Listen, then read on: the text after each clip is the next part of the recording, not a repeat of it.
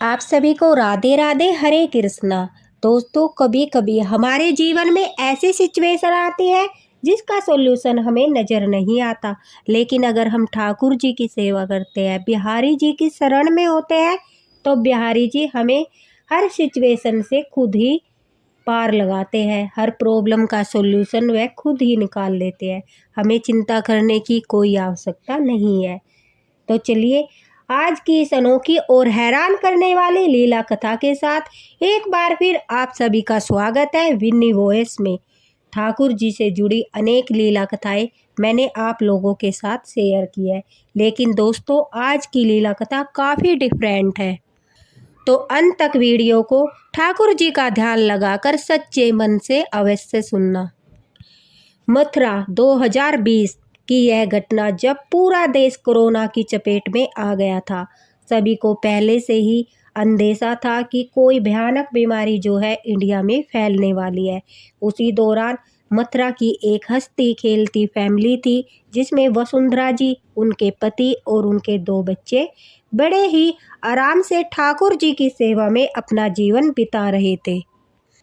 मथुरा का नाम आए और ठाकुर जी की सेवा न हो, ऐसा तो मुमकिन हो ही नहीं सकता। हमारे ठाकुर जी के बाल स्वरूप का वह जन्म स्थान है जहाँ पर हमारे ठाकुर जी ने जन्म लिया था। हमारे बाल गोपाल श्री कृष्णा लड्डू गोपाल जी ने जन्म लिया था। भला वहाँ पर बाल गोपाल की सेवा न हो, ऐसा तो मुमकिन हो ही नहीं सकता। वसुंधरा जी बाल गोपाल लड्डू गोपाल की माता यशोदा की तरह ही सेवा करती थी। बिल्कुल उनका ध्यान माता यशोदा की तरह ही रखती थी। मक्खन खिलाने से लेकर उन्हें लोरी गाकर सुलाने तक का हर काम वसुंधरा जी बिल्कुल माता यशोदा की तरह ही करती थी।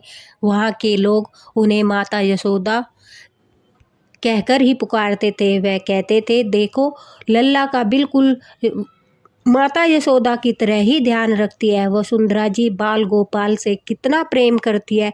पूरी श्रद्धा भाव से वसुंधरा जी जो है बाल गोपाल लड्डू गोपाल से प्रेम करती। वसुंधरा जी के 2 बच्चे थे। उनका बेटा अपनी जॉब के लिए तैयारी कर रहा था और उनकी बेटी अपनी बीटेक की पढ़ाई कर रही थी। दोनों बच्चे काफ़ी मेहनती थे और ठाकुर जी की कृपा से सब कुछ अच्छा चल रहा था। लेकिन कोरोना फैलने से अचानक एक दिन पहले वसुंधरा जी की फैमिली में एक ऐसी घटना घटती है जिससे सारा परिवार दुखी हो जाता है। एक दिन वसुंधरा जी के पति वसुंधरा जी और अपने बच्चों के साथ बैठकर बातें कर रहे थे। अचानक से उन्हें चक्कर आ जाता है। वसुंधरा जी घबरा जाती है, बच्चे भी घबरा जाते हैं। उन्हें टेंशन में देखकर उनके पति कहते हैं, अरे ऐसी कोई बात नहीं है, यह कुछ कमजोरी की वजह से मुझे चक्कर आ गया है, तुम परेशान मत हो। बच्चों से भी वह कहती है कि तुम अपनी पढ़ाई पर ध्यान दो, तुम्हें चिंता करने की कोई आवश्यकता नहीं है। थोड़ी कमजोरी फील कर रहा हूँ, बाकी सब ठीक है। इस बात को सब यही समझते हैं कि चलो कमजोरी की वजह से उन्हें चक्कर आ गया होगा, इसी वजह से थोड़ी प्रॉब्लम हो गई। तो इस बात पर वह लोग ज़्यादा ध्यान नहीं देते। बच्चे भी अपनी पढ़ाई में व्यस्त हो जाते हैं और वसुंधरा जी भी बाल गोपाल की सेवा में लग जाती है। लेकिन कई बार वसुंधरा जी के पति को इसी तरह से चक्कर आए, लेकिन हर बार उनके पति की बच्चे घबरा न जाए, वसुंधरा जी घबरा न जाए, इस बात को यह कहकर दबा देते थे कि चलो कोई बात नहीं, मैं थोड़ी वीकनेस फील कर रहा हूँ, ऐसी कोई प्रॉब्लम नहीं है, मुझे थोड़ी अपनी सेहत पर ध्यान देना होगा, बाकी डरने वाली कोई बात नहीं है। लेकिन वसुंधरा जी ठहरी लड्डू गोपाल भक्त। अब भक्त के घर में कुछ बुरा होने वाला हो और भगवान उसे संकेत न दे, ऐसा तो संभव ही नहीं है। बाल गोपाल लड्डू गोपाल कुछ भी अनहोनी होती तो वे पहले ही वसुंधरा जी को संकेत दे देते थे। अब वसुंधरा जी जब रात को बाल गोपाल जी को विश्राम कराकर खुद सोने के लिए जाती है, तो उन्हें रात को उनके जो है बाल गोपाल लड्डू गोपाल एक बच्चे के रूप में सपने में आते हैं और कहते हैं, मैया बाबा की तबीयत खराब है, आप उन पर थोड़ा ध्यान दीजिए, हल्के में मत लीजिए, वो कष्ट में है। अब घबराकर वसुंधरा जी की आंखें खुल जाती है तो वह विचार करती है कि आखिर वह बच्चा कौन था और बाबा किसे बुला रहा था, किसकी तबीयत खराब है, कौन कष्ट में है। तभी दोस्तों वसुंधरा जी की नज़र अपने पति पर पड़ती है और उन्हें याद आता है कि हाँ, काफ़ी दिन से इन्हें चक्कर आ रहे हैं, शायद वह बच्चा इन्हीं के बारे में बात कर रहा है। और वह समझ जाती है कि यह सपने में जो बच्चा दिखाई दिया वह कोई और नहीं बल्कि बाल गोपाल लड्डू गोपाल है, जो किसी अनहोनी की ओर संकेत कर रहे हैं। अब वसुंधरा जी को पूरी रात नींद नहीं आती, वह परेशान हो जाती है और सुबह उठते ही सबसे पहले अपने पति से कहती है, सुनिए जी, मुझे नहीं पता आज आप मेरे साथ डॉक्टर के पास चेकअप के लिए चलोगे। उनके पति कहते हैं, तुम बेकार में परेशान हो रही हो, घबरा रही हो, ऐसा कुछ नहीं है, कोई गंभीर समस्या नहीं है, हल्की सी कमजोरी है, धीरे धीरे ठीक हो जाएगी। लेकिन वसुंधरा जी को बार बार वही बच्चा याद आ रहा था जो उन्हें किसी अनहोनी की ओर संकेत कर रहा था। उन्हें पूरा विश्वास था हो न हो लड्डू गोपाल कोई संकेत दे रहे हैं। अब वसुंधरा जी जिद पकड़कर बैठ जाती है। अब उनका बेटा और वसुंधरा जी उनको लेकर हॉस्पिटल जाते हैं। वहां जाकर पता चलता है कि उनके पति को कैंसर है, लेकिन अभी फर्स्ट स्टेज है। अच्छे से ट्रीटमेंट चलेगा, कीमोथेरेपी वगैरह दी जाएगी तो वह ठीक हो सकते हैं। अब उनका इलाज शुरू हो जाता है, उनके चेकअप होते हैं, उनकी दवाई, उनकी कीमोथेरेपी सब शुरू कर दिया जाता है। लेकिन उसी समय पूरे देश में लॉकडाउन लग जाता है, हॉस्पिटल पेशेंट से भरने लगते हैं। धीरे धीरे कोरोना इतनी तेज़ी से फैल जाता है कि हॉस्पिटल जाने से भी हर कोई घबरा रहा था, क्योंकि जो भी हॉस्पिटल जाता वहाँ से वापस आना मानो यमराज के पास से वापस आने जैसा था।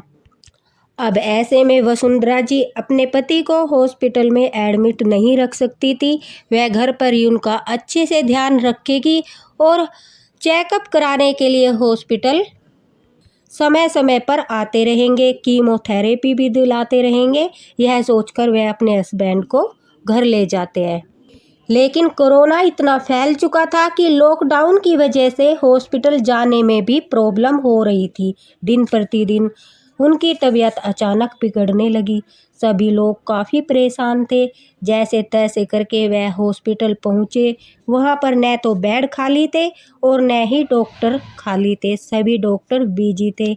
लेकिन काफ़ी रिक्वेस्ट के बाद जब डॉक्टर ने वसुंधरा जी के पति को देखा तो उन्होंने बोला कि जल्द से जल्द इनका ऑपरेशन करना होगा। इनका कैंसर जो है वह तेज़ी से बढ़ रहा है। ऑपरेशन की डेट डॉक्टर ने 2 दिन के बाद की दी थी। हॉस्पिटल में काफ़ी भीड़ थी, काफ़ी पेशेंट थे और हॉस्पिटल में रहना मतलब खतरे से खाली नहीं था। वसुंधरा जी और उनका बेटा यह डिसाइड करते हैं कि वह 2 दिन बाद ही ऑपरेशन के लिए उन्हें हॉस्पिटल लेकर आएंगे और यह सोचकर वह घर वापस चले जाते हैं।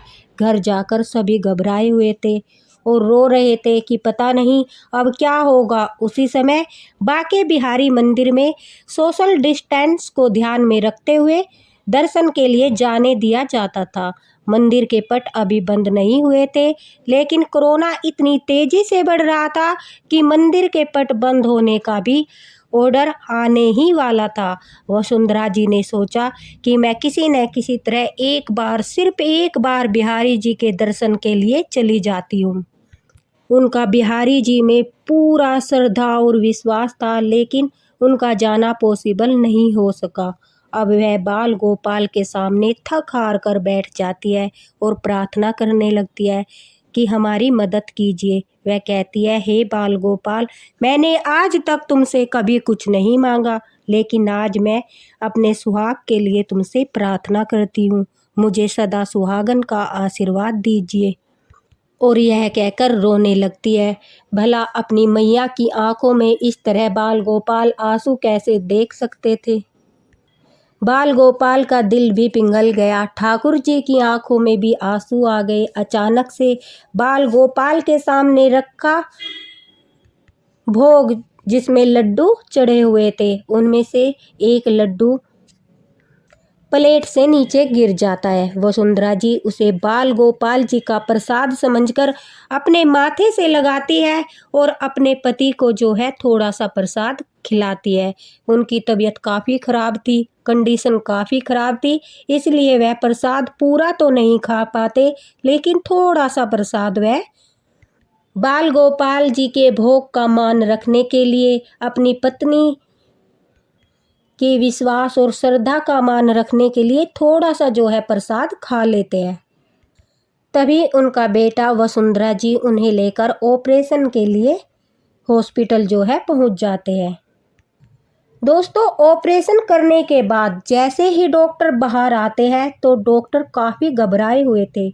उन्हें देखकर वसुंधरा जी भी घबरा जाती है और उनका बेटा भी घबरा जाता है कि पता नहीं क्या हुआ, डॉक्टर इतना क्यों घबरा रहे हैं, कहीं कुछ अनहोनी तो नहीं हो गई। वह बड़े ही भय से, बड़े ही हैरान होकर हिम्मत करके डॉक्टर से कहते हैं कि डॉक्टर क्या हुआ, आप इतना घबराए क्यों, आप हैरान क्यों। तभी डॉक्टर ने जो कहा उसे सुनकर आप सभी भी हैरान हो जाओगे। डॉक्टर कहते हैं कि आपके हस्बैंड को तो कैंसर था ही नहीं। उनका बेटा कहता है कि मतलब ऐसा कैसे हो सकता है, कुछ दिन पहले ही आपने कैंसर का इलाज शुरू किया था, उनकी हर रिपोर्ट में कैंसर आ रहा था, कीमोथेरेपी दी जा रही थी, मतलब कैंसर का जो इलाज था वो चल रहा था, यह कैसे पॉसिबल हो सकता है कि इन्हें कैंसर नहीं था।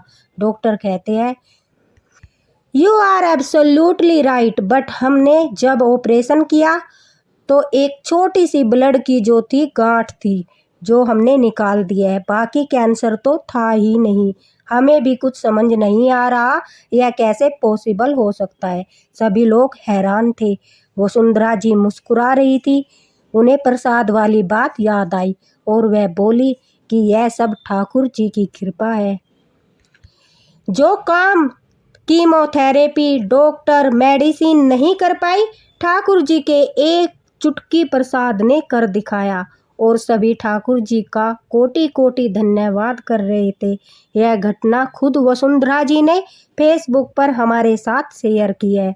आप भी अगर कोई बाल गोपाल, लड्डू गोपाल से जुड़ी, ठाकुर जी से जुड़ी लीला कथा हमारे साथ शेयर करना चाहते हैं तो दोस्तों हमें फेसबुक पर संपर्क कर सकते हैं। फेसबुक का लिंक मैंने नीचे डिस्क्रिप्शन बॉक्स में दे दिया है।